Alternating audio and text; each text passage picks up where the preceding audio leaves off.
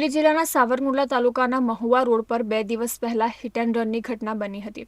Mahuva road પરથી પૂરપાટ ઝડપે આવતી કારે 2 બાઇકને અડફેટે લેતા બાઇક સવાર 5 જેટલા લોકોને ગંભીર રીતે ઈજાઓ પહોંચી હતી, જેમાં 60 વર્ષીય વનિતા જોશીનું ઘટના સ્થળે જ કમકમાટી ભર્યું મોત નીપજ્યું હતું, જ્યારે બીજા દિવસે 15 વર્ષીય જય જોશીનું સારવાર દરમિયાન મોત નીપજતા અકસ્માતમાં 2 લોકોના મોત થયા હતા। એક જ પરિવારના 5 સભ્યોમાં 2 લોકોના મોત થયા છે, જ્યારે હજુ 3 વર્ષીય બાળકી રીવા જોશી, કેતન જોશી અને રિદ્ધિ જોશી સારવાર હેઠળ હોસ્પિટલમાં છે। તો બીજી તરફ ગમખ્વાર અકસ્માતના સીસીટીવી ફૂટેજ પણ સામે આવ્યા છે। પોલીસે સીસીટીવીના આધારે કાર ચાલક અનકવાડાને ઝડપી પાડ્યો હતો।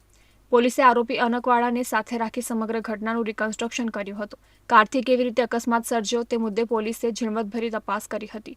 મોતના સાંઢની માફક ચલાવતા કાર ચાલક અનકવાડાને પોલીસે પકડીને કાયદેસરની કાર્યવાહી હાથ ધરી છે। આ જે અકસ્માત હતો એમાં કુલ 2 માણસોનું મૃત્યુ નિપજેલ હતું અને જે આરોપી છે અનકભાઈ વાળા, જે સાવરકુંડલાના જ વતની છે, એમનું અમે ગઈકાલે અરેસ્ટ કરવામાં આવ્યા હતા। આજે સવારે એનું રિકન્સ્ટ્રક્શન પંચનામું પણ કરવામાં આવ્યું હતું તથા અલગ અલગ જે બધા પુરાવાઓ જે અકસ્માતને અનુસંધાને જે અલગ અલગ પુરાવાઓ અમને મળી આવ્યા છે એ બધાનું અત્યારે પુરાવા આપણે એકત્ર કરી રહ્યા છે તથા અલગ અલગ નજરે જોનાર સાહેદોના નિવેદન પણ અત્યારે લેવામાં આવી રહ્યા છે। આ બાબતની તપાસ સાવરકુંડલા ટાઉન પોલીસ સ્ટેશન ખાતે ચાલુમાં છે।